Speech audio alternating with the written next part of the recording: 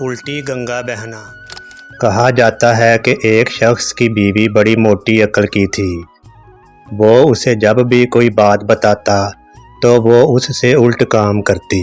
ایک روز اس کا اپنے میاں سے جھگڑا ہو گیا۔ تو میں اس قدر بڑھ گئی کہ بیوی نے میکے جانے کا اعلان کر دیا۔ شوہر نے پیار سے اسے روکنا چاہا، لیکن عادت کے مطابق اس نے شوہر کی بات پر الٹ عمل کیا اور میکے کی طرف روانہ ہو گئی۔